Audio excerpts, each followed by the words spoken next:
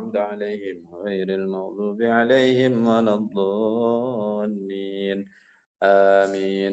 ثم إلى حضرة جميع مشايخنا ومشايخنا وأساتذتنا وأساتذتنا أينما كانوا الأحياء منهم والأموات أصولهم وفروعهم وأزواجهم ومشايخهم مشايخهم وتلاميذهم وتلاميذ تلاميذهم من يوم القيامة نفعنا الله بما في رحيم مالك يوم الدين إياك نعبد وإياك نستعين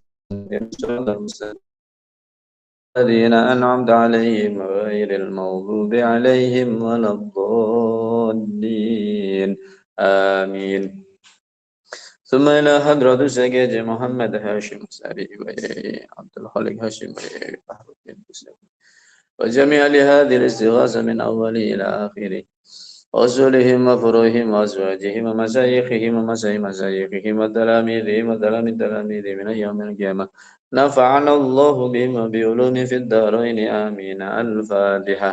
أعوذ بالله من الشيطان الرجيم. بسم الله الرحمن الرحيم. الحمد لله رب العالمين الرحمن الرحيم مالك يوم الدين إياك نعبد وإياك نستعين اهدنا الصراط المستقيم صراط الذين أنعمت عليهم غير المغضوب عليهم ولا الضالين آمين. ثم إلى حضرة جميع آبائنا وأمهاتنا وأصولنا وفروعنا وأزواجنا وحواشينا وقربائنا من أجل كانت جميع من أحسن إلينا وذوي الحقوق الواجبة علينا وجميع المسلمين والمسلمات والمؤمنين والمؤمنات. الفاتحة.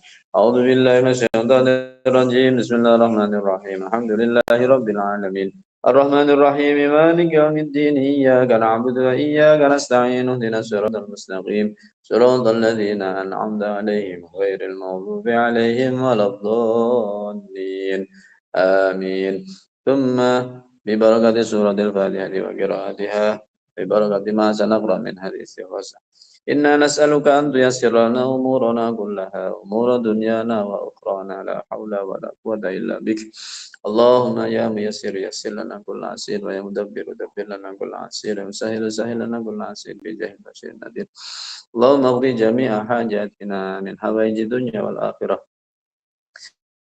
بك يا أرحم الراحمين. الفاتحة.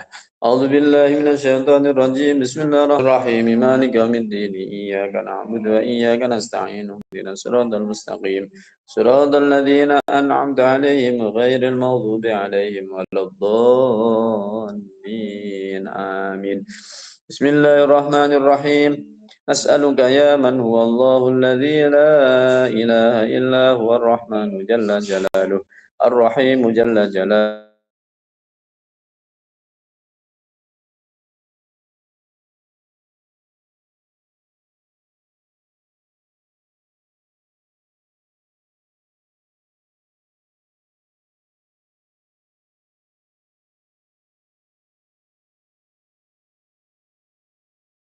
جل جلاله الغفار جل جلاله القهار جل جلاله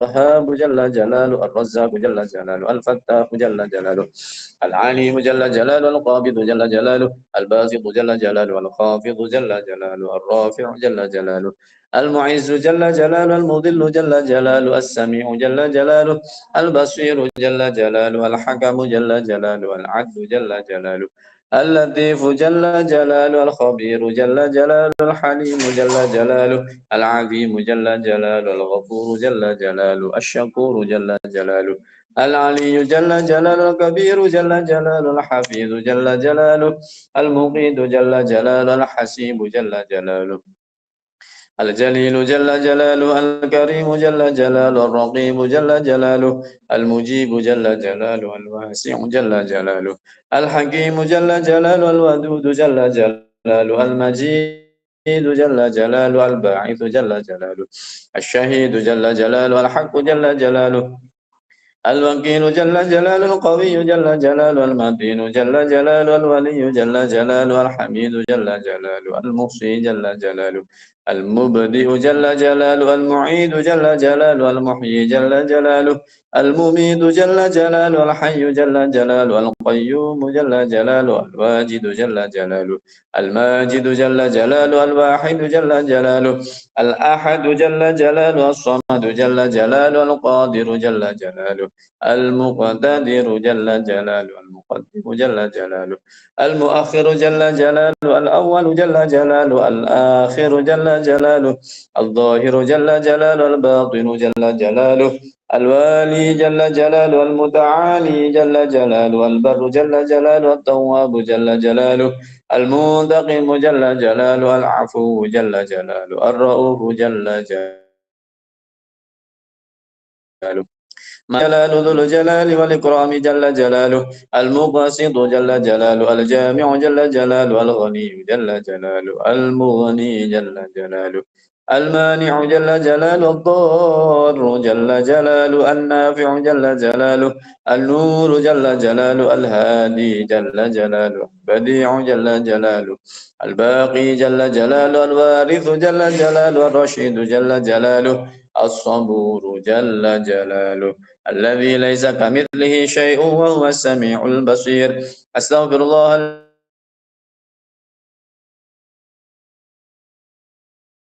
الذي لا يغفر الله الذي لا إله إلا هو الحي القيوم أتوب إليه. أستغفر الله الذي لا إله إلا هو الحي القيوم وأتوب إليه. لا إله إلا الله الملك القدوس، لا إله إلا الله الملك القدوس، لا إله إلا الله الملك القدوس، لا إله إلا الله الملك القدوس، لا إله إلا الله الملك القدوس، لا إله إلا الله الملك القدوس، لا إله إلا الله الملك القدوس، لا إله إلا الله الملك القدوس، لا إله إلا الله الملك القدوس، لا إله إلا الله الملك القدوس، لا إله إلا الله الملك القدوس.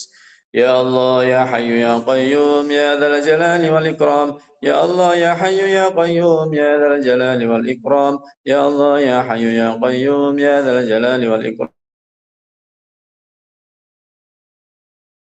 يا الله يا حي يا قيوم يا ذا الجلال والإكرام، يا الله يا حي يا قيوم يا ذا الجلال والإكرام، يا الله يا حي يا قيوم يا ذا الجلال والإكرام، يا الله يا حي يا قيوم يا ذا الجلال والإكرام، يا الله يا حي يا قيوم يا ذا الجلال والإكرام، يا الله يا حي يا قيوم يا ذا الجلال والإكرام، يا الله يا حي يا قيوم يا ذا الجلال والإكرام، يا الله يا حي يا قيوم يا ذا الجلال والإكرام. بسم الله بعون الله الله يا حفيظ، بسم الله بعون الله الله يا حفيظ، بسم الله بعون الله الله يا حفيظ، بسم الله بعون الله الله يا حفيظ، بسم الله بعون الله الله يا حفيظ، بسم الله بعون الله الله يا حفيظ، بسم الله بعون الله الله يا حفيظ، بسم الله بعون الله الله يا حفيظ، بسم الله بعون الله الله يا حفيظ، بسم الله بعون الله الله يا حفيظ، بسم الله بعون الله الله يا حفيظ. إلهنا يا سيدنا أنت مولانا فانصرنا على القوم الكافرين، فانصرنا على القوم الظالمين، فانصرنا على القوم المنافقين. إلهنا يا سيدنا أنت مولانا فانصرنا على القوم الكافرين، فانصرنا على القوم الظالمين، فانصرنا على القوم المنافقين.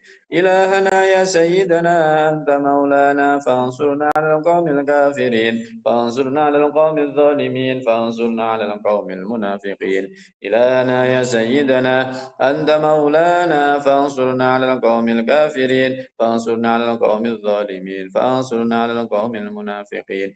إلهنا يا سيدنا أنت مولانا فانصرنا على القوم الكافرين، فانصرنا على القوم الظالمين، فانصرنا على القوم المنافقين. إلهنا يا سيدنا أنت مولانا فانصرنا على القوم الكافرين، فانصرنا على القوم الظالمين، فانصرنا على القوم المنافقين. إلهنا يا سيدنا أنت مولانا فانصرنا على القوم الكافرين، فانصرنا على القوم الظالمين، فانصرنا على القوم المنافقين. إلهنا يا سيدنا أنت مولانا فانصرنا على القوم الكافرين، فانصرنا على القوم الظالمين، فانصرنا على القوم المنافقين. إلهنا يا سيدنا أنت مولانا فانصرنا على القوم الكافرين، الكافرين فانصرنا على القوم الظالمين فانصرنا على القوم المنافقين إلهنا يا سيدنا أنت مولانا فانصرنا على القوم الكافرين فانصرنا على القوم الظالمين فانصرنا على القوم المنافقين إلهنا يا سيدنا أنت مولانا فانصرنا على القوم الكافرين فانصرنا على القوم الظالمين فانصرنا على القوم المنافقين يا حنان يا منان يا ديان يا حنان يا منان يا ديان يا حنان يا منان يا ديان يا حنان يا منان يا ديان يا حنان يا منان يا ديان يا حنان يا منان يا ديان يا حنان يا منان يا ديان يا حنان يا منان يا ديان يا حنان. السلام عليكم يا رجال الغيب يا أيها الأرواح المقدسة أغيثوني بالغوثة وانظروني بالنظرة يا رقباء يا نقباء يا نجباء يا أبدل يا أوتاد يا غوث يا قطب أغيثوني بالغوثة بحق سيدنا محمد صلى الله عليه وسلم. السلام عليكم يا رجال الغيب يا أيها الأرواح المقدسة أغيثوني بالغوثة وانظروني بالنظرة يا رقباء يا نقباء يا نجباء يا أبدل يا أوتاد يا غوث يا قطب أغيثوني بالغوثة بحق سيدنا محمد صلى الله عليه وسلم. السلام عليكم يا رجال الغيب يا أيها الأرواح المقدسة أغيثوني بالغوثة وانظروني بالنظرة يا رقباء يا نقباء يا نجباء يا أبدل يا أوتاد يا غوث يا قطب أغيثوني بالغوثة بحق سيدنا محمد صلى الله عليه وسلم.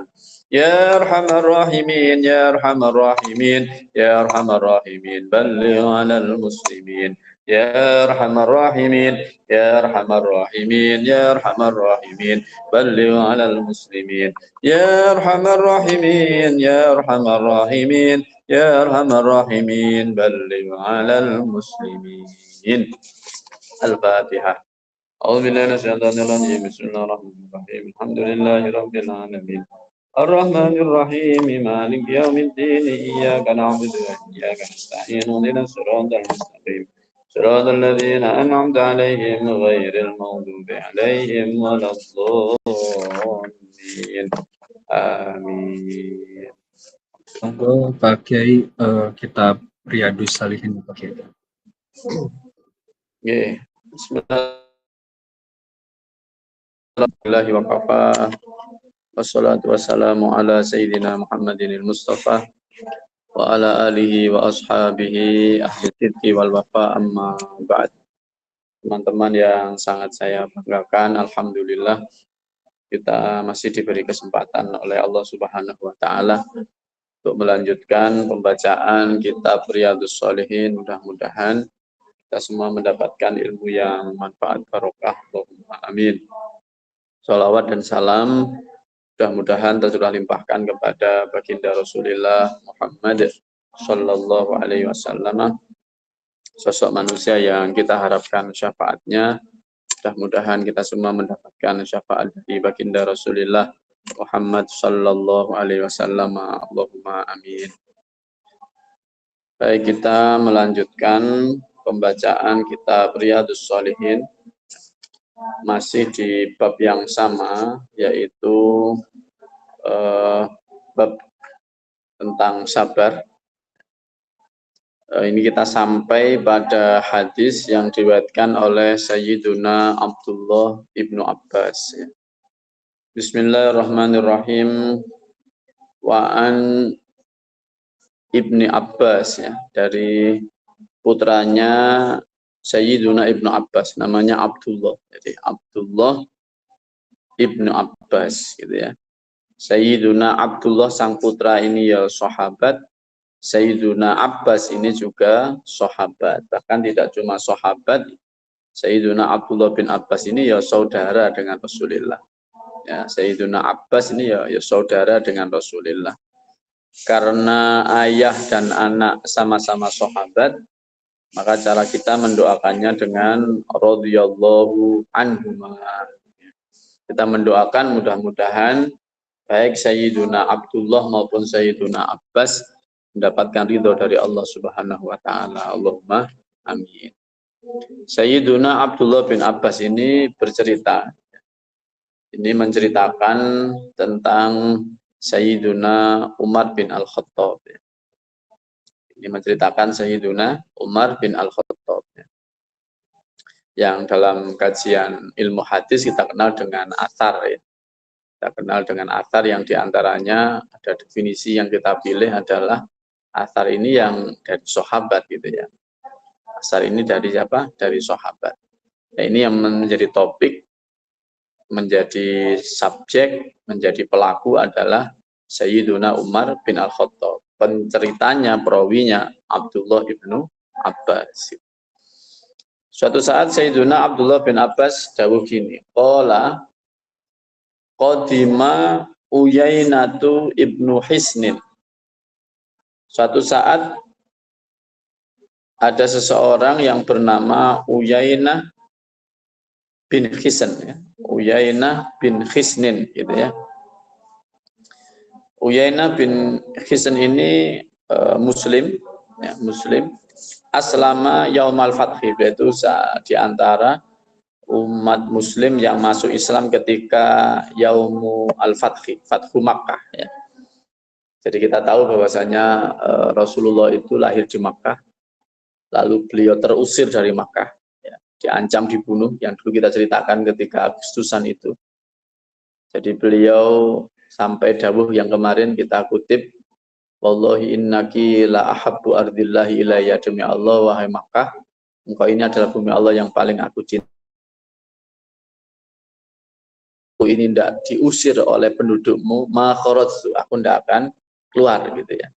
Itu peristiwa hijrah, ya, peristiwa hijrah Rasulullah meninggalkan Makkah, bumi yang paling ia cintai, ya, yang paling dicintai oleh Rasulullah, karena memang diperintah oleh Allah. Tapi kemudian memang masyarakatnya tidak welcome terhadap umat Islam, gitu ya, tidak welcome terhadap dakwah yang diserukan oleh Hadratul Rasul Muhammad SAW, bahkan beliau diancam dibunuh, gitu ya. Tapi perjalanan sejarah kemudian Rasulullah ini di Madinah disambut begitu berkembang di Madinah, lalu hingga ada peristiwa namanya Fathu Makkah, yaitu Rasulullah datang di Makkah, ya, dan penduduk Makkah sudah, bahasa kita, nyerah lah, sudah keder dengan Rasulullah dan bala sahabatnya. Itu namanya Fathu Makkah. Itu namanya Fathu Makkah. Dan subhanallah, ini pelajaran, ya, pelajaran bagaimana Rasulullah itu ketika di posisi beliau terusir, beliau tetap mencintai Makkah. Tapi begitu beliau kembali ke Makkah, menguasai Makkah, gitu, itu suatu saat ketika itu ditanya oleh salah seorang kafir Quraisy, ya, Rasulullah menanyai, mata dununa annifa ilun bikum, gitu ya. Menurut kamu, aku ini bakal memperlakukan kamu kayak apa, gitu ya. Ya tentu kita ingat, ya, bagaimana dulu terusir, lalu sekarang orang kafir Quraisy tidak berani lah, kira-kira begitu, ya, keder dengan Rasul dan para sahabat. Lalu Rasulullah menanyai mereka, mata dununa annifa ilun bikum, menurut kamu ini akan saya apakan, gitu ya. Menurut kamu ini menduga saya akan melakukan apa pada kalian semua. Kata orang kafir Quraisy saat itu, akhun karim, ibnu akhin karim. Muhammad, engkau adalah saudara kami yang mulia. Kamu ini adalah putra dari saudara kami yang kami muliakan. Ini, ya. Lalu subhanallah, Rasulullah memberi contoh bagi kita semua, uswah hasanah betul. Rasulullah dawuh, idhabu antumut tulaqa. Ya sudah, kamu pergi, ya, kamu pulang, kalian semua bebas. Tidak ada satupun yang dibunuh oleh Rasulullah. Tidak ada satupun darah tertetes di saat Fathu Makkah itu. Ini akhlak Rasulullah SAW. Dan di antara yang masuk Islam di Yaumul Fathi, Fathu Makkah itu adalah Uyainah bin Hisn. Ini dalam satu aslama yaumal fath. Bahkan dia mengatakan wakila qablahu, ini Uyainah ya. Ini Uyainah. Dan Uyainah ini termasuk orang-orang yang mu'allafah qulubuhum, orang-orang yang baru masuk Islam. Dia ini minal A'rab, termasuk Arab yang Badui, al-Jufah, kepribadiannya kaku, keras gitu ya, kaku keras gitu. Dan ini Uyainah, ini ya Uyainah. Lalu suatu saat Uyainah ini datang di Madinah, fanazala ala ibni akhihi al-Hurri ibni Qais. Dia datang ke Madinah menemui saudaranya, anak dari saudaranya yaitu Al-Hur bin Qais. Jadi dia sowan, dia bertamu, berkunjung kepada anak saudaranya yaitu Al-Hur bin Qais. Jadi siapa Al-Hur bin Qais ini? Hur bin Qais ini sahabiyun. Dia seorang sahabat, termasuk sahabat yang pandai, termasuk ulama. Bahkan dia pernah berdebat dengan Sayyiduna Abdullah bin Abbas ya, tentang tafsir Al-Quran. Ya. Sayyiduna Abdullah bin Abbas itu kan terkenal turjumanul Quran, sahabat yang paling pintar dalam urusan menafsiri Al-Quran. Karena memang sejak kecil ditungani oleh Rasulullah. Allahumma faqihhu fiddin wa alimhu ta'wil. Ya Allah, Abdullah ini putranya paman saya Abbas ini, ya Allah, jenengan faqihhu fiddin, beri pemahaman, kedalaman pemahaman agama kepadanya. Wa alimhu ta'wil, dan beri dia ilmu ta'wil, menakwili Al-Quran, menjelaskan Al-Quran, menafsiri Al-Quran. Jadi memang Abdullah bin Abbas itu lalu ada yang mendebat, berarti contoh ini ya bodoh pinter ya kira-kira gitu ya, lek gak bodoh pinter gak usah ngejak debat, ngaji saja gitu ya, kata Gus Bahaya.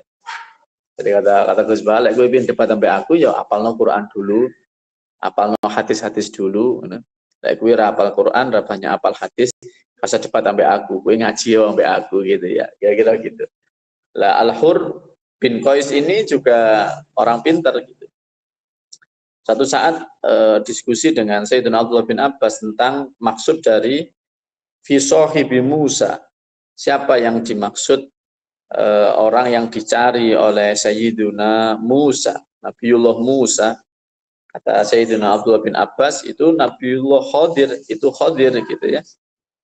Lalu Al-Hur ini tidak terima, masa itu Khadir. Lalu tanya ke Ubay.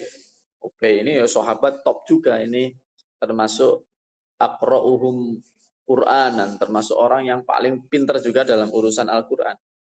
Jadi sahabat itu memang ya diskusi gitu. Kalau ada yang tidak cocok, lalu nanya ke yang lain gitu ya. Ada diskusi hazanah, membahas keilmuan itu para sahabat. Lalu Sayyiduna Al-Hur bin Qais ini tanya ke Sayyiduna Ubay. Ditanya, lalu Sayyiduna Ubay menjawab seperti apa yang dijawabkan oleh Sayyiduna Abdullah bin Abbas. Jadi itu percaya, kira-kira gitu. Itu Al-Hur. Jadi Uyainah, kembali ke hadisnya. Uyainah bin Hisan datang menemui anak saudaranya yaitu Al-Hur bin Qais. Uyainah ini orang yang muslim belakangan di era Fathu Makkah. Dia terkenal termasuk orang Badui, perilakunya kasar ya. Ya, yang saudaranya ini, anak dari saudaranya yaitu Al-Hur bin Qais ini, sosok alim, sosok ulama ya, yang sangat dihormati gitu ya. Lalu katakan lanjutan hadisnya, lanjutan asarnya dari Sayyidina Abdullah bin Abbas ini, wa kana minan nafar alladzina yudnihim Umaru radhiyallahu anhu. Al-Hur bin Qais ini termasuk orang-orang yang memiliki kedekatan dengan Sayyiduna Umar bin Al-Khattab. Ya. Maksud orang-orang yang ring satunya Sayyiduna Umar, kalau bahasa sekarang ya. Sayyiduna Umar ini kan Amirul Mukminin ya. Sayyiduna Umar ini kan presiden lah kalau kita sekarang ya. Yang dulu disebut Amirul Mukminin. Beliau itu termasuk presiden, khalifah yang pertama kali disebut dijuluki dengan Amirul Mukminin. Khalifatul Tsani, Amirul Mukminina Sayyiduna Umar bin Al-Khattab. Ada kata Amirul Mukminin gitu ya. Karena memang dalam sejarah Sayyiduna Umar ini disebut, dikenal, dijuluki dengan Amirul Mukminin. Dan beliau itu orang pertama yang dijuluki Amirul Mukminin. Lah Sayyiduna Al-Hur bin Qais ini termasuk orang ring satunya gitu. Ring satunya Sayyiduna Umar gitu ya. Dikatakan kenapa dia menjadi ring satunya presiden, ini pentingnya. Karena kata sarahnya liqaunihi minal fuqaha il qurra. Karena posisi Al-Hur bin Qais ini termasuk fuqaha, termasuk ahli fikih, orang yang sangat memahami hukum Al-Qurra, dan dia punya keahlian dalam memahami Al-Quran. Jadi penting itu presiden, ya, gubernur, bupati, camat, kepala desa, RW, RT gitu ya. Itu memiliki backup, memiliki pendamping orang-orang yang di ring satunya, termasuk orang-orang yang fuqaha al-qurra, termasuk tokoh-tokoh agama itu penting gitu ya. Tapi kepentingan ini, kepentingan kehadiran mereka itu bukan untuk dimanfaatkan, untuk memuluskan segala hal yang diinginkan oleh pemimpinnya. Tapi mereka itu dihadirkan, ya, dihadirkan untuk apa ya? Untuk membimbing mereka, gitu ya. Untuk membimbing para pimpinan itu jika ada dalam kebijakannya itu yang tidak sesuai dengan rel agama, itu penting gitu ya. Jadi bukan malah memanfaatkan ulama untuk memuluskan ambisi politiknya. Jadi bagaimana Mas Marzuki Sugeng Rawuh. Jadi kehadiran para ulama di ring satunya pimpinan itu, para pemimpin itu bukan untuk memuluskan seluruh ambisi politiknya gitu ya. Tapi kehadiran mereka itu adalah, nanti dalam syarah katakan, liyunabbihuhu idza saha wa yudzakiruhu idza nasiya. Untuk memberi warning jika pemimpin itu lupa, lalai, dan mengingatkan ketika pemimpin itu lupa. Oh, itu penting. Itu penting ya. Jadi kita jangan selalu suudzon ketika ada ulama menjadi ring satunya pemimpin. Bisa jadi mereka seperti Al-Hur bin Qais. Bisa jadi mereka seperti Sayyiduna Al-Hur bin Qais radhiyallahu anhu, yaitu orang-orang yang kehadirannya bisa menjadi tadi itu liyunabbihu idza saha wa yudzakiruhu idza nasiya. Orang-orang yang kehadirannya bisa menjadi rem bagi para pemimpin ketika mereka lalai, menjadi pengingat ketika mereka lupa. Oh, itu ya. Ini seperti Sayyiduna Umar bin Al-Khattab. Beliau pemimpin, beliau Amirul Mukminin, beliau juga sahabat, dan beliau memiliki pendamping-pendamping, kalau bahasa sekarang staf ahli yang diantaranya adalah al-qurra, al-fuqaha, al-qurra, yo ahli gitu ya. Nah, gitu. Kita lanjutkan. Wa kanal qurra'u, kata Sayyidina Abdul bin Abbas, wa kanal qurra'u ashab majlisi Umar radhiyallahu anhu wa musawaratihi kuhulan kanu au syubbanan. Ini ngaji Sayyidina Umar. Kata Sayyidina Abdullah bin Abbas, Sayyidina Umar itu termasuk ciri khas beliau, itu termasuk apa yang beliau lakukan di masa kepemimpinan beliau adalah beliau punya think tank lah, kata gitu. Sekarang kita katakan think tank gitu ya. Think tank gitu ya. Beliau punya orang-orang yang menjadi ring satunya, orang-orang yang pemikir, orang-orang yang sering dimintai pendapat gitu. Dan mereka itu adalah al-qurra, mereka itu adalah orang-orang yang ahli dalam memahami Al-Qur'an. Wa musyawaratihi, dan mereka memang sering diajak musyawarah oleh Sayyidina Umar gitu ya. Tapi tadi itu tujuannya, liyunabbihuhu idza saha wa yudzakiruhu idza nasiya, adalah untuk punya peranan memberi tambih, memberi peringatan jika sang pemimpin itu lalai, dan mengingatkan ketika pemimpin itu lupa gitu ya. Nah, ini Sayyidina Umar. Kuhulan kanu au syubbanan, ya. Orang-orang yang di ring satu itu, orang-orang yang menjadi partner diskusi Sayyidina Umar itu au syubbanan. Ini bicara usia ya. Jadi dalam bahasa Arab itu ada pembagian istilah bahasa kita ya. Ya sama kayak Indonesia lah, kita punya ada bahasa pemuda, ada bahasa orang dewasa, ya, ada orang manula gitu ya kira-kira. Dalam bahasa Arab juga gitu. Kalau kuhul ya, kalau kuhul ini adalah orang-orang yang usianya di atas 30 tahunan. Ada yang mengatakan 33. Jadi 33 hingga 50-an tahun ya. Ini namanya kuhul ya. Ini jamak kuhul ini ya. Kayak saya ini sekarang 39 itu saya posisinya sudah tidak syabab lagi, tidak syabun, tidak syuban, tidak pemuda lagi, tapi sudah levelnya di atas pemuda. Yang kalau dalam bahasa namanya kuhul. Orang-orang yang usianya 33 hingga 50 gitu ya. Kalau di bawah 33 mulai balik sampai 33 itu namanya syubban, pemuda gitu ya. Jadi jangan dikira Arab itu tidak kaya kosakata. Oh ya, sangat banyak kosakatanya ya. Sangat banyak juga kosakata, termasuk pembagian usia itu.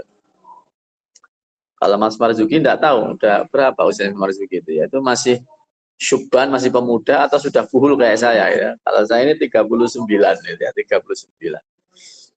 Nah, Sayyidina Umar itu pelajaran kedua dalam mengajak, mencari partner diskusi tokoh-tokoh yang memiliki kedalaman ilmu, baik dalam agama, baik dalam dalam hal pemahaman agama, memiliki kedalaman yang cukup luar biasa, itu tidak melihat usia. Ya kategori tadi balik sampai 33 atau 33 ke atas itu tidak ada masalah, yang penting keilmuan gitu ya, keilmuan yang penting itu, bukan usia, bukan usia. Jadi mohon ini tidak dibawa ke pilkada, tidak dibawa ke mana-mana ya. Ini kita ngaji teks ya, kita ngaji teks. Ini tidak sedang menolak MK, ini tidak, ini ya, tidak menolak MK, tidak mendukung siapa-siapa, ini tidak ada urusannya dengan itu. Ini kita cerita Sayyidina Umar ya, bagaimana dia punya think tank tadi, ya, dia punya ring-ring satu yang memang isinya fuqaha, qurra, ahli hukum dan ahli Quran gitu. Baik mereka di usia yang masih syabab, orang yang disebut syubban, atau kuhul gitu ya. Lalu kemudian kita lanjutkan ceritanya. Faqala Uyainah, nah, karena Uyainah ini datang tentu punya maksud ya. Uyainah, jadi Uyainah orang Badui ya, punya watak yang kaku, kasar gitu ya. Ini mendatangi anak saudaranya yaitu Al-Hur bin Qais yang tadi orang alim gitu ya. Mbak ya itu ya kadang dimanfaat no barang ya, kadang dimanfaat no barang. Wah sih nggak bener-bener itu. Ya. Tapi kadang Mbak Ya itu ya bener ya, Mbak Ya itu ya jenenge dulur ya kadang bagaimanapun ya tetap dulur gitu ya. Sehingga tadi nanti dia akan dipeseni, dimintai tolong oleh saudaranya yaitu Uyainah tadi. Faqala Uyainah libni akhihi. Uyainah ngomong ke Pak Yai tadi, "Yabna akhi." Ya. Wahai anak saudaraku ya. Ya karena walaupun Pak Yai ya tetap didulur gitu ya. Nah Pak Yai itu lagi dulu nih minta tolong ke Pak Yainya gitu ya. Yabna akhi, wahai anak saudaraku yaitu Al-Hur bin Qais, laka wajhun inda hadzal amir. Kata Uyainah, laka wajhun inda hadzal amir. Kamu ini kan orang yang punya kedekatan dengan presiden kita hari ini, Amirul Mukminin kita, Sayyiduna Umar. Fasta'dzin li alaihi. Mbok yo aku ini kamu mintakan izin untuk sowan kepada Amirul Mukminin. Jadi ini mau sowan ke presiden, kira-kira lewat staf ahlinya, kira-kira begitu ya. Ya, saya dulu sowan Pak Wapres lewat Prof. Maskuri Abdillah lah, kira-kira begitu. Jadi Prof. Maskuri ini alumni Tebireng senior, menjadi salah satu staf ahlinya Pak Wapres gitu ya. Nah, orang-orang kayak saya ini tentu tidak bisa nembus ke Pak Wapres gitu kan. Maka bisa nembus pakai jalur dalam. Nah, ini staf ahli ya kayak Uyainah ini. Uyainah ngomong ke siapa? Ke Al-Hur bin Qais. Wahai anak saudaraku, kamu kan orang dekatnya Pak Presiden ini. Maka tolonglah aku, piye carane saya ini tolong diizinkan untuk bisa sowan ke presiden. Fasta'dzin li alaihi. Mintakan aku izin kepadanya bagaimana aku bisa sowan kepadanya. Akhirnya fasta'dzana. Namanya Pak Yai ya, diminta saudaranya ya fasta'dzana gitu aja, langsung mintakan izin. Dan Sayyiduna Umar ya, sang presiden saat itu Amirul Mukminin, begitu ada memo, ada permohonan dari orang ring satunya, ya kasih izin gitu saja. Ya sini kayak dunia kita hari ini lah ya.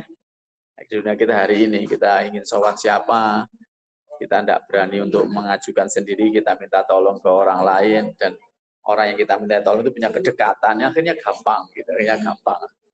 Fasta'dzana fa'adzina lahu Umar.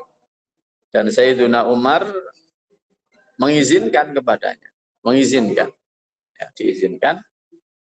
Falamma dakhala, begitu Uyainah ini sowan ke Sayyiduna Umar, apa yang terjadi? Dia mengatakan, yabnal Khattab, fa wallahi ma tu'tinal jazla wala tahkum.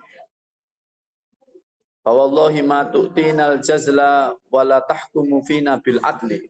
Namanya orang Badui. Kepribadian aslinya keluar sebagai pribadi yang tadi dikatakan kasar ya, kurang beradab lah kira-kira begitu. Wahai Ibn al-Khattab, nyeluk wis gak presiden, enggak, ya Amirul Mukminin gak, nyeluk langsung jeneng ya. Termasuk kepribadian yang kurang baik ya, termasuk kepribadian yang kurang beradab, kepribadian yang kasar, nyeluk langsung jenengi, ya Ibn al-Khattab gitu ya, ya Ibn al-Khattab, wahai Umar, wahai anaknya Pak Khattab, presiden ya, presiden ya, kalau kita ya, sungkan nyeluk Jokowi ini sungkan, nah, ketemu ya Pak Presiden yang saya hormati, ya itu memang orang yang beradab itu ya, beradab. Lah ini tidak langsung ya Ibn al-Khattab, wahai anaknya Khattab, anaknya Pak Khattab. Wallahi demi Allah, demi ma tu'tinal jazla, kamu ini tidak memberikan al-jazla. Jazla itu artinya asy' al-katsir, al-ato al-katsir. Kamu ini tidak ngasih kami dalam jumlah yang besar. Apa yang kamu berikan ke kami itu hanya kecil. Wala tahkumu fina bil adli, dan engkau tidak menerapkan hukum yang adil bagi kami. Adil itu tentu ukurannya Alkitab was Sunnah ya. Dikatakan adil itu ya setara dengan, bukan, selaras dengan Alkitab was Sunnah. Ini Sayyiduna Umar bin Khattab diomongin begitu. Iya. Presiden ya, bayangkan saja sampai selaku presiden terus diomongi rakyat biasa yang tidak punya kedekatan, tidak punya apa ya, ikatan emosional yang lebih, wis rakyat ngono itu moro-moro terus Pak Presiden, kowe iku demi Allah apa yang kamu berikan ke kami itu hanya sedikit, terus kamu itu gak adil. Piye gitu. Piye ada rakyat begini. Apa yang terjadi? Kata Sayyiduna Abdullah bin Abbas menceritakan Sayyiduna Umar ini. Faghadiba Umar. Umar marah Umar. Faghadiba Umaru radhiyallahu anhu. Ya, kenapa dia marah? Ya karena tadi itu tuduhannya dia dituduh sebagai sosok yang menghalang-halangi Uyainah tadi untuk mendapatkan bagian yang besar, dan tuduhannya sebagai pemimpin yang tidak adil dalam memberikan putusan hukum. Marah dia. Bahkan hatta hamma ayyuki abihi. Bahkan Umar ini hamma ini artinya aroda, menghendaki. Ini berkenan untuk menghukum Uyainah ini.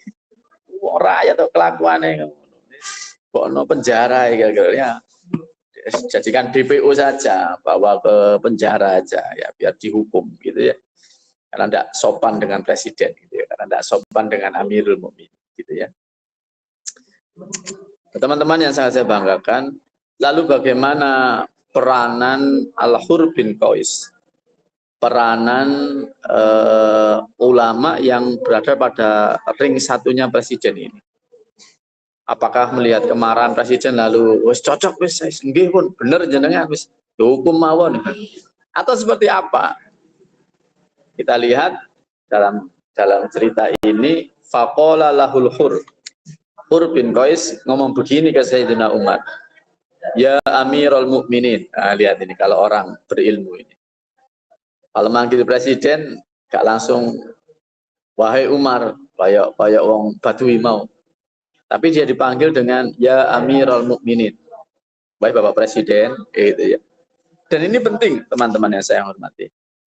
Jadi Hadratus Syekh itu ya Muhammad Hashim Asy'ari ketika mensyarahi hadis ad-dinu an-nasiha, agama ini adalah nasihat. Dan di antara nasihat itu adalah li'a'immatil muslimin, bagi pemimpin. Itu syarah beliau adalah para ulama, para muslimin, siapapun yang punya kepentingan untuk menasehati pimpinan itu, nasihatilah bi ahsani wajhin, dengan cara yang terbaik. Menasihati pemimpin itu dengan cara yang terbaik. Bukan dengan cara provokasi, bukan dengan cara menghasut, bukan, tapi nasihatilah mereka dengan cara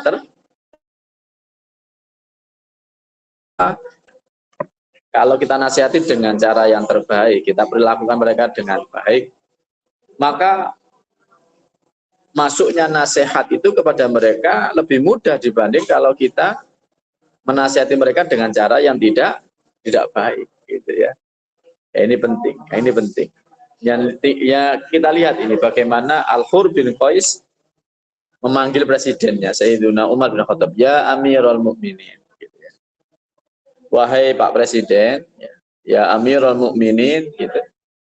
Innallaha ta'ala qala li nabiyhi sallallahu alaihi wasallam. Pak Presiden, mohon diingat bahwasanya Allah Subhanahu wa taala itu berfirman kepada Hadratur Rasul, berfirman kepada Kanjeng Nabi, yaitu khudhil afwa wa'mur bil urfi wa'arid anil jahili. Ini peranan tokoh agama ini. Peranan sosok yang ngerti hukum, peranan sosok yang sangat memahami agama. Begitu melihat ada kemungkinan presiden, pimpinan melakukan hal-hal yang tidak sesuai dengan syariat, diingatkan.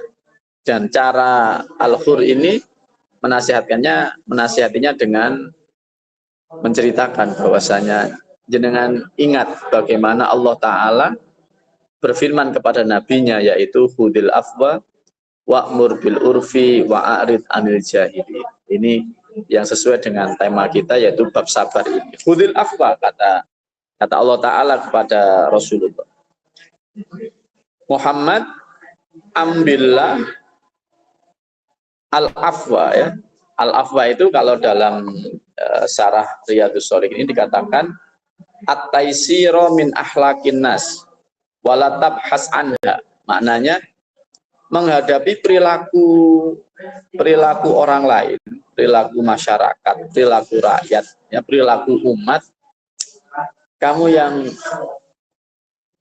taisir lah, ambillah kemudahan. Gak usah dipikir teman-teman, gak usah dianggap serius teman-teman, ya. Ya maafkan saja. Maafkan saja, ya gak ribet-ribet gitu ya. Jadi kita ini jengkel, kita ini dendam, kita ini emosi karena kita menganggap perilaku orang lain kepada kita itu berat sehingga kita harus melawan. Keterlaluan sehingga kita harus melawan gitu. Tapi nasihatnya Sayyiduna Al-Hur bin Qais kepada Sayyiduna Abdullah bin pada Sayyiduna Umar bin Al-Khattab ini mengingatkan pada ayat Al-Quran khudil afwa, dimaafkan sajalah. Wis perilaku ini menungso wis menuku jengkel no, mereka itu ada yang jengkel no, ya, membuat hati kita ini emosi gitu. Maafkan saja. Gitu. Ini bab sabar ini. Wis dianggap gampang nih, remeh ya, wong ngono ae gitu. Wong ngono ae gitu ya. Wong ngono ae. Makanya di antara trik yang diajarkan oleh Gus Baha pada kita itu kan apa? Menahan emosi, mengambil ayat wal kadhiminal ghaidha wal afina 'anil nas wal kadhiminal ghaidha. Kalau kita mampu menahan emosi, kita mampu mengelola emosi kita, ya kita akan awet hubungan kita baik pada siapapun.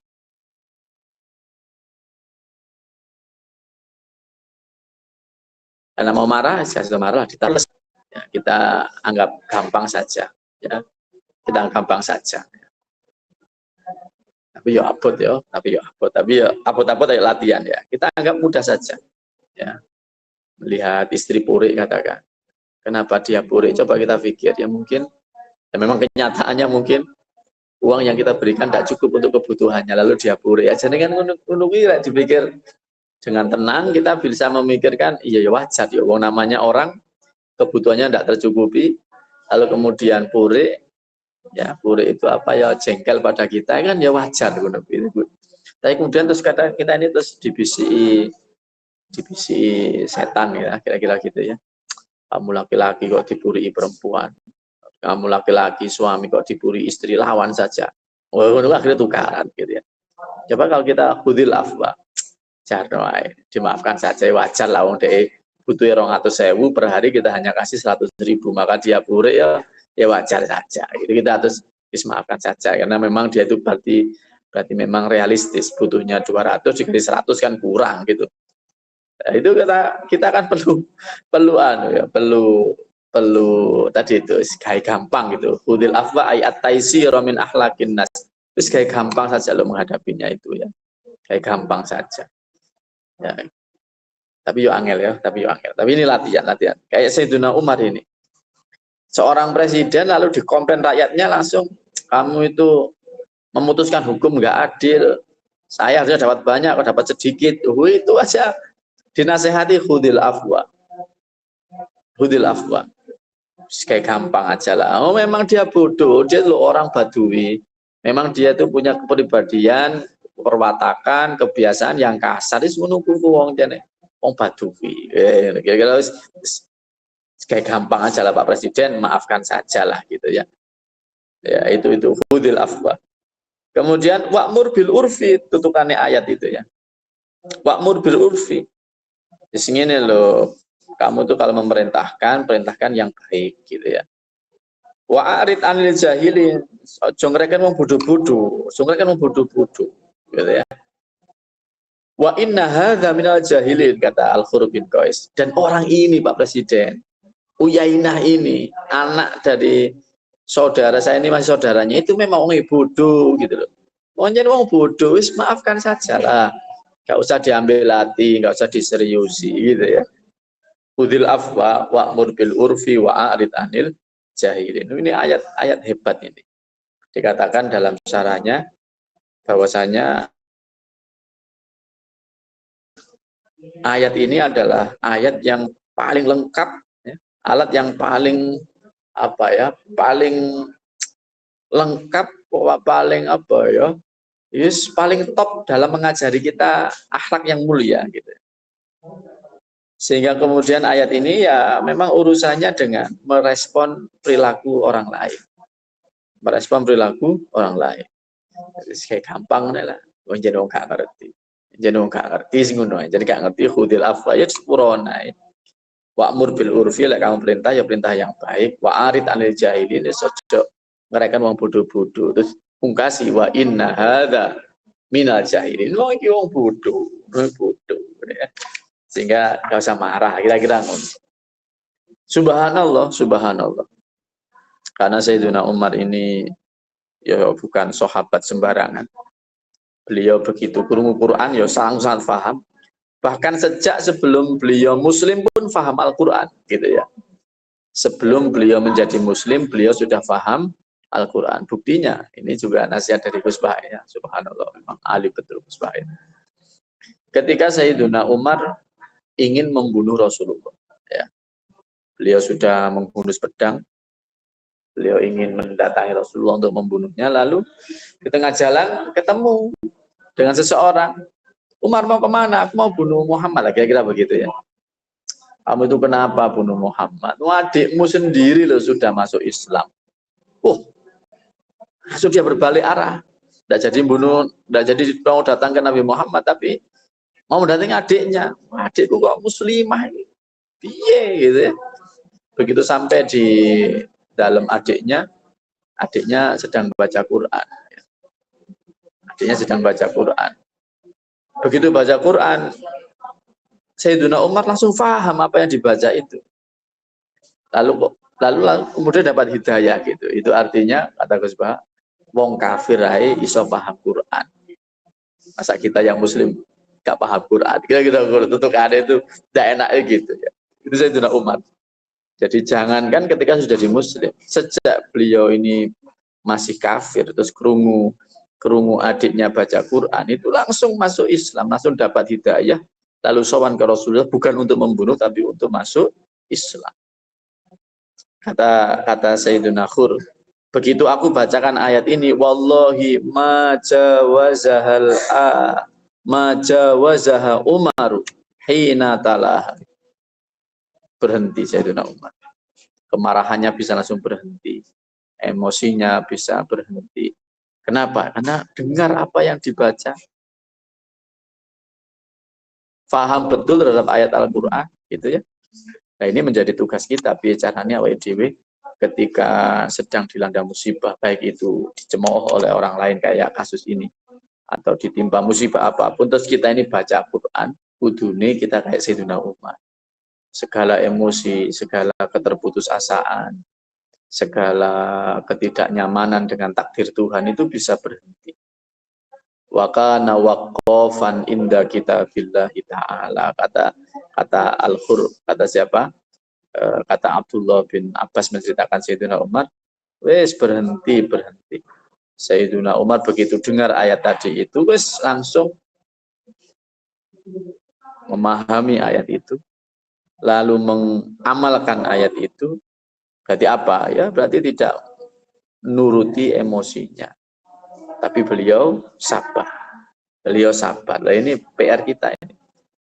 Kapan kita bisa di level seperti ini? Ayat-ayat itu mampu menghentikan kita dari keterputusasaan. Bagaimana firman-firman Tuhan itu mampu memberikan gesture kesabaran pada kita. Karena kita juga tahu di Quran itu bagaimana Allah memuji orang-orang yang sabar. Dan bagaimana Allah memuji orang-orang yang taat. Ya, bagaimana Allah memuji orang-orang yang iman betul terhadap ayat-ayat Al-Quran. Gitu ya. Iman betul terhadap ayat-ayat kebesaran Allah Subhanahu Wa Taala. Seperti ayat yang saya tulis di Facebook gitu ya, yang baru-baru ini. Wa rahmati wasi'at kulla syai', kata Allah Ta'ala. Rahmatku itu ya melingkupi, memuat apa saja. Tapi fasa aktubuha lilladzina yattaqun. Rahmatku itu aku gariskan bagi orang-orang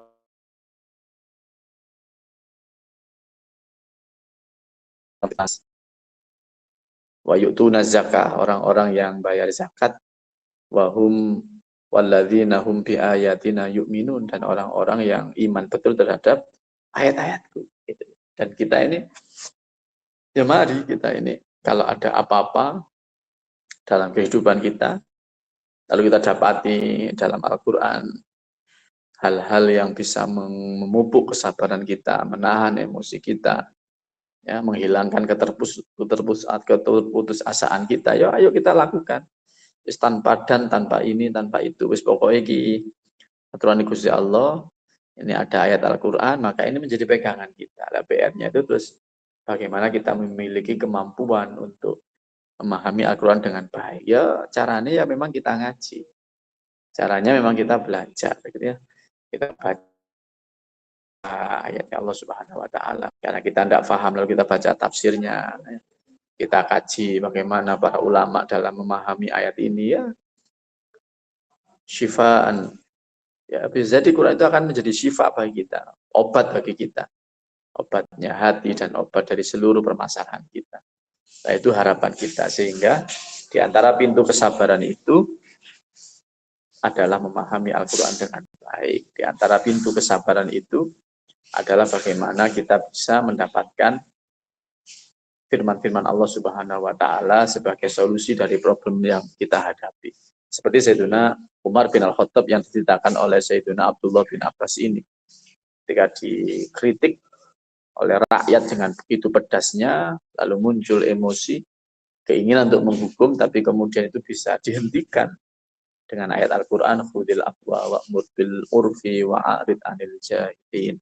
Itu pelajarannya ya sabar, dan pintu kesabaran itu diantaranya dengan Al-Quran. Dan bagaimana Quran bisa menjadi pintu kesabaran, ya mari kita fahami dengan sebaik-baiknya. Rawahu Al-Bukhari. Hadis ini diriwayatkan oleh Imam Al-Bukhari fit tafsiri wa fil i'tisam, dalam bab tafsir dan bab i'tisam. Wallahu a'lam bishawab. Saya kira itu Mas Marzuki, Mas Heri, dan semuanya ya bisa saya sampaikan. Mudah-mudahan ada guna dan manfaatnya. Matur nuwun, matur nuwun. Pangapunten. Siap, ya. Alhamdulillah. Monggo yang lainnya silakan.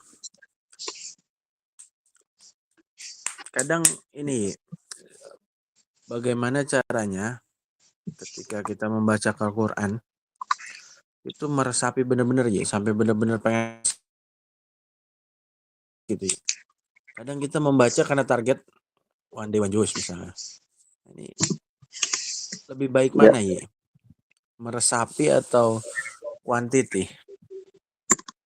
Ya, dua-duanya baik gitu ya. Sejatinya tilawatul Quran itu paham tidak paham juga sangat baik gitu ya. Tapi kemudian ya mungkin ada dua sesi mungkin Mas ya.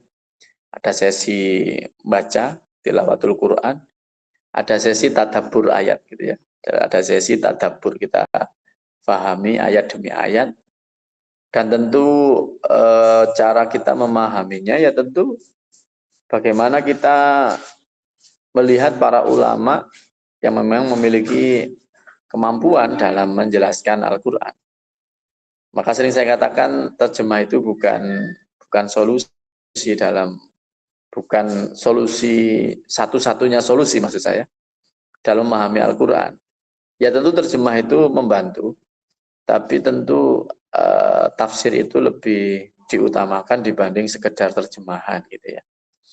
Dan kalau boleh merekomendasi, kita ini punya Gusmus ya, punya Yai Haji Mustafa Bisri, itu punya ayah namanya Yai Bisri Mustafa. Itu punya tafsir namanya tafsir Ibris, tafsir Al-Ibris. Tafsir Ibris itu tafsir bahasa Jawa, ditulis dengan aksara pegon. Tapi di tahun 2000-an itu, saya lupa 2000 berapa itu, Gusmus ini kemudian tafsir ayahandanya itu ditulis ndak pegon, pakai bahasa Indonesia gedrik gitu ya, pakai bahasa Latin, Itu sudah ada juga, itu tafsir menurut saya sangat membantu dalam memahami Al-Quran. Kapan hari saya pernah ngaji itu ya, ngaji bareng dengan beberapa orang ngaji itu, dan harganya tidak mahal, itu 250 itu sebelum diskon ya. Lalu kalau beli banyak saya dapat harga hingga sampai 180 atau berapa gitu ya. Itu tafsir 30 juz ditulis oleh orang yang kita akui kealimannya, yaitu Bisri Mustafa, ayah dari Gusmus, ya, Haji Mustafa Bisri, dan itu sudah ditaskhih ke beberapa kiai dan jelas referensinya dari mana. Saya kira itu bisa menjadi pintu. Ada sesi di mana kita bertilawah, semoco ya, dan yakin moco ini luar biasa ini. Mau one day one juz, one day one setengah juz, itu tidak ada masalah, itu baik sekali. Tapi coba juga bagaimana kita bisa mentadaburi Al-Quran, bagaimana kita bisa memahami Al-Quran lebih dari sekedar membaca terjemahan. Saya kira itu juga menjadi salah satu cara kita bagaimana kita memahami Al-Quran, dan bagaimana dari memahami itu kita bisa melaksanakan. Sehingga kalau kita meminjam atau melihat bagaimana Madrasatul Quran memberi doktrin kepada santrinya itu, ya bisa kita ini min hamalatil Quran, kita ini bisa hafal Quran lafdzon wa maknan wa amanan, yo lafadznya, yo ayatnya, yo hafal. Setelah itu tidak berhenti. Ketika sudah hafal Quran di wisuda, hafal 30 juz, itu bukan titik final dari menjadi aqra'uhum Qur'anan, itu bukan seperti itu. Tapi ya setelah hafal, atau kalau kita tidak hafal ya setelah baca lah, kira-kira gitu. Bagaimana caranya kemudian memahami. Nanti kemudian setelah paham bagaimana mengamalkan. Maka kata pujian itu kan begitu. Moco Quran, angen-angen sama nani gitu ya. Jadi kita naikkan tilawah kita yang one day one juz is very good, ini sangat bagus. Tapi bagaimana ada sesi lanjutan dari tidak sekedar tilawah, tapi kemudian ada tadabbur ini. Jadi saya kira mungkin dua program ini bisa berjalan, sehingga tidak lalu kalau tadabbur terus kasih moco Quran, tidak khataman dulu, ya tidak begitu. Khataman tetap jalan, tapi ada sesi tadabbur terhadap ayat-ayat Allah Subhanahu wa taala, sehingga dengan memahami dan memahaminya dengan cara yang benar, yaitu dengan merujuk pada dawuh-dawuhnya, penjelasannya para ulama yang memiliki kompetensi dalam dunia ini, dunia penafsiran, ya harapannya tadi itu, lalu kita difutuh oleh Allah Subhanahu wa taala, diberi pemahaman oleh Allah Subhanahu wa taala, dan begitu dipahami dengan betul, lalu bisa amalan tadi. Perkara nangis ya pas ayat-ayat yang harus nangis gitu Mas ya. Tapi kayak kadang harus tertawa juga. Lihat ayat-ayat tentang kenikmatan itu, kenikmatan yang akan diberikan Allah Ta'ala, kenikmatan yang diberikan oleh Allah Ta'ala gitu. Jadi ada saatnya ya kita ini ya nangis, ada saatnya kita ini ya seneng melihat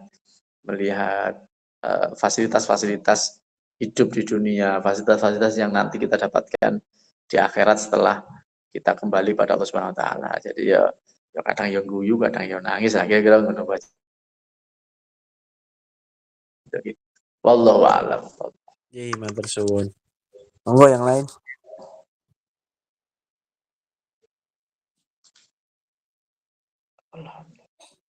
Tapi memang nikmat ya ketika ada ayat-ayat yang membutuhkan apa ya, meresapkan lebih kayak gemeter langsung ya.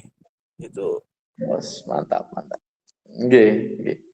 Pemene ayatnya sesuai dengan sesuai dengan kebutuhan kondisi. kita dan ya, tapi kadang itu ya akhirnya ayat itu kita jadikan alat untuk memenuhi ambisi kita gitu. Nah, Iya, kadang kan begitu ya. Jadi kadang kita baca Quran itu bukan untuk membaca kalamullah karena ini firman-Nya Allah lalu kita baca, tapi ya karena kita punya kepentingan bicara nih ayat-ayat ini menjadi menjadi pintu, menjadi jalan untuk keinginan kita supaya tercapai gitu ya. Ya, begitu juga lumayan lah karena sudah mau baca, tapi kadang kita perlu naik level ya. Jadi kita bacanya itu bukan karena obsesi kita ingin A, ingin B, tapi murni ini adalah kalamullah, ini adalah pintu masuk rahmat Allah pada kita. Jadi kepentingan kita nomor sekian kan, sehingga lah baca waqiah. Ya karena ini kalamullah. Karena ini adalah firman Allah, maka aku baca. Ini panduan hidup saya, maka saya baca. Perkara kemudian terus barokah waqiah, kemudian rezeki kita lancar, itu nomor sekian. Bukan malah kita balik ya. Ben rezeki ini lancar, kita baca waqiah gitu. Sehingga waqiah ini menjadi panitia kesuksesan rezeki kita gitu ya. Itu di antaranya. Siap ya. Naik level ya. Latihan naik level. Latihan naik level. Tapi suap ya. Baca waqiah ya suap. Suap ya. Alhamdulillah.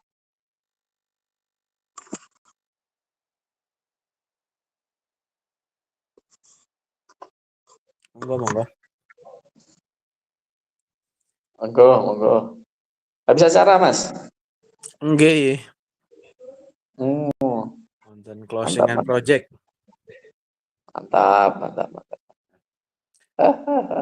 Terkait tadi hadis tentang mengkritisi pemimpin. Nah,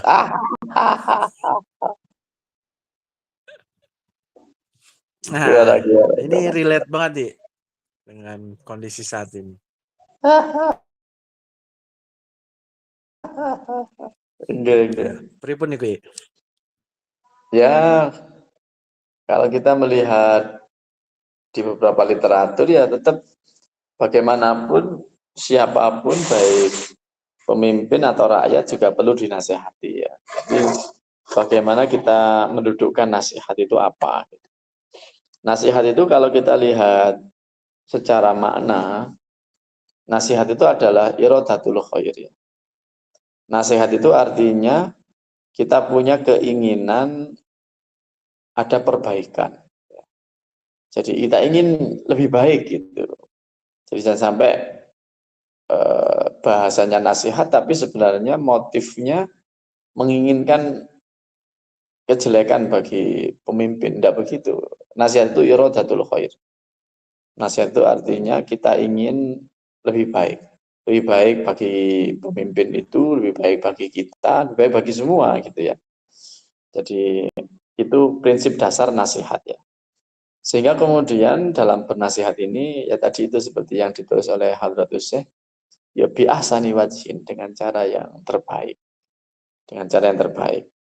Bukan dengan cara ifsad qulubin nas, bukan dengan cara memprovokasi orang supaya benci pada pemimpin kita gitu ya.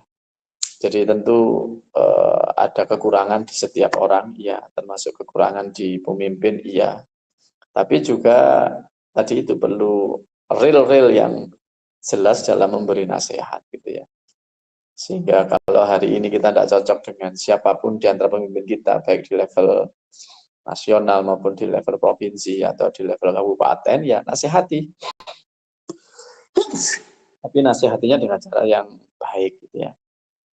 Dan kita bisa kok mengukur ini nasihat yang tertunggangi oleh kepentingan atau ini nasihat yang murni dari hati untuk kebaikan semuanya, kita sebenarnya bisa merasakan itu.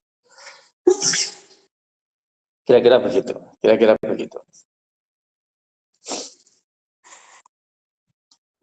Sampai ada tanggapan bahwa mengolok-olok pemimpin itu haram hukumnya, walaupun pemimpinnya zolim. Nah ini gimana nih? Ya karena khawatir lebih chaos lagi, begitu mengolok-olok itu akan menimbulkan massa yang terprovokasi, lalu massa itu nanti akan bergerak dengan anarkis, timbul chaos, itu jauh lebih besar mafsadatnya. Sehingga ya daripada begitu, ya kita tunggu sajalah, toh tinggal sebentar lagi kan gitu. Kira-kira begitulah ya. Dan tentu kalau memang kita menghendaki perbaikan, ya kita buat cara yang sesuai dengan real yang ada. Ya, kita buat partai, ya, kita solid di dalamnya, kita dalam soft yang sama, memang benar-benar motivasinya adalah ilau kalimatillah. Ya kan repotnya kadang kita hari ini, katakan saya lah hari ini mengkritisi tendensinya karena saya tidak kebagian saja. Nanti begitu saya dapat kebahagiaan juga akhirnya saya diam saja, ya repot lagi kan, repot lagi. Sehingga ya coba kita bersih zahir batin semuanya, kita buat usaha yang sejalan dengan konstitusi yang ada. Kalau memang menyalurkan aspirasi itu lewat DPR, ya kita memang buat partai atau mendukung orang yang memang benar-benar sevisi, semisi dengan kita. Tapi kan repotnya kadang hari ini mereka yang kritis, mereka yang tidak kebagian. Begitu mereka nanti kebagian, mereka juga perilakunya tidak jauh beda dengan yang hari ini dikritisi. Itu kan menjadi PR kita bersama. Ya kira-kira bagaimana kita mencari al-khur bin Qais kayak tadi itu. Orang ring satunya Umar, ring satunya Sayyidina Umar, tapi beliau tetap memberi nasihat ketika melihat potensi yang tidak baik, ya kemungkinan yang buruk terjadi yang akan dilakukan oleh presiden gitu kan. Sayyidina Umar, beliau mengingatkan udil afwa wa'mur bil urfi wa'arid anil jahilina. Yang susah kan nyari orang-orang seperti ini. Orang-orang yang punya kedekatan, punya kapasitas keilmuan yang cukup, tapi tetap konsekuen, tetap istiqomah dalam memegang ajaran. Nah ini PR kita bersama.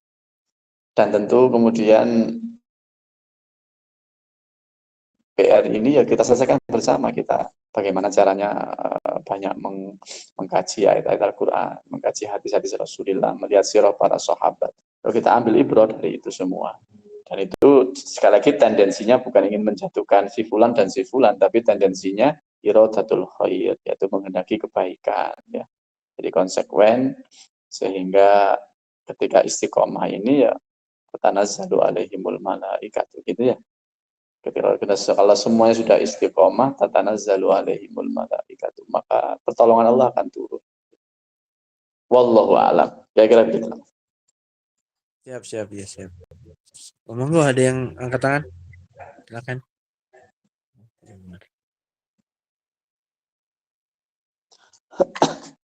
Tapi kalau melihat sudut pandang kayak Yaita ini, kan keras nih.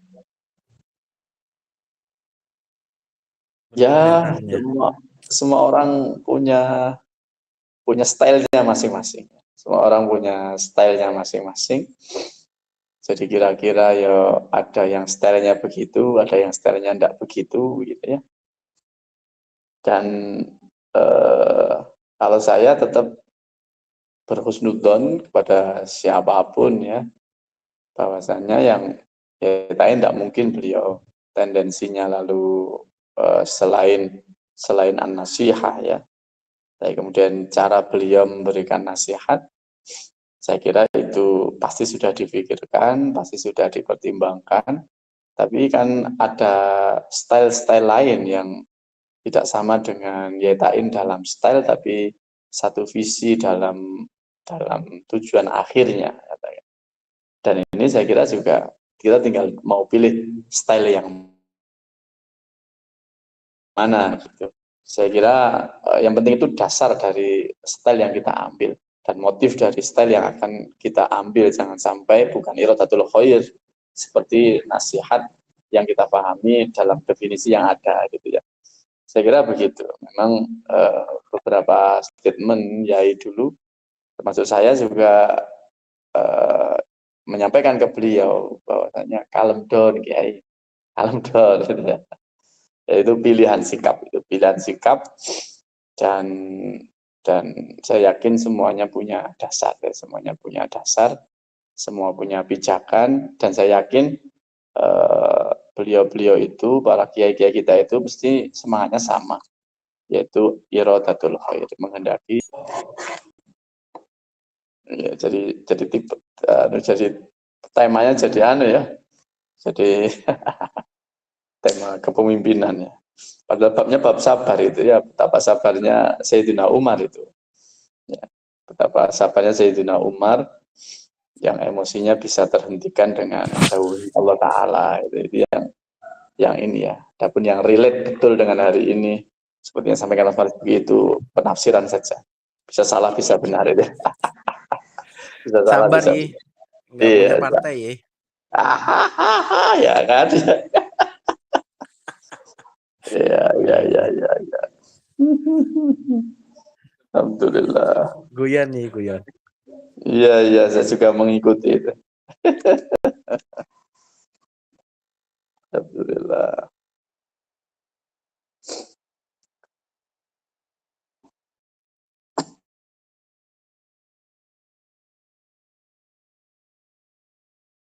Alhamdulillah.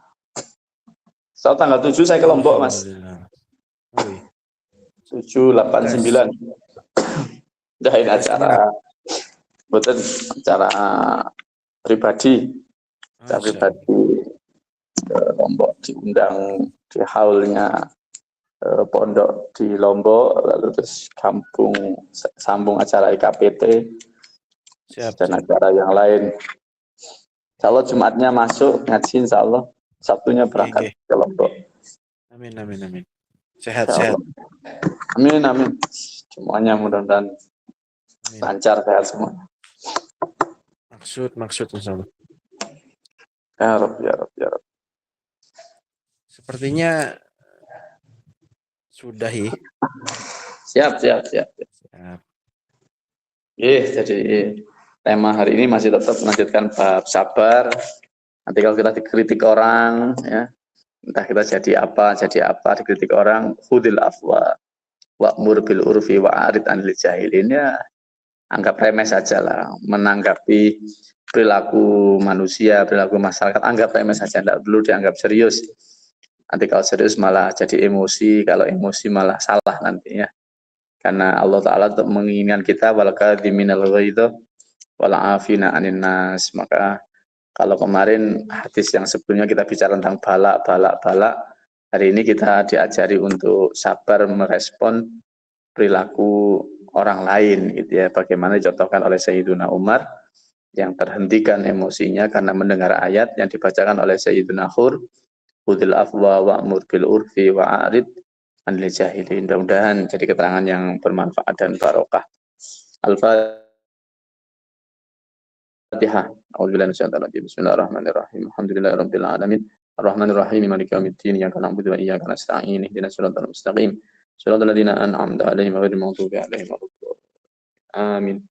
A'udzubillahi minasyaitonir rajim. Bismillahirrahmanirrahim. Alhamdulillahirabbil alamin. Hamdan yuwaffi ni'amahu wa yukafi mazidah. Ya Rabbana lakal hamdu kama yanbaghi li jalali wajhikal karimi wa 'azimi sultanik. Allahumma salli ala nuril anwar wa sirril asrar wa tiryakil aghyar miftahi babil yasar Sayyidina Muhammadin al-Mukhtar wa alil adhar wa ashabil ahyar adada ni'ami wa ibad. Allahumma ghfir lana dhunubana wa liwalidina warhamhum kama rabbawna shighara. Allahumma ja'alna wa auladana wa ahlana wa ashabana min ahli ilmi wa ahli khair wa la taj'alna wa iyyahum min ahli syarik fi auladina wa dhurriyyatina wa talamilina ولا تضرهم ووفقهم لطاعتك وارزقنا برهم. اللهم إنا نستحفظك ونستودعك ديننا وأنفسنا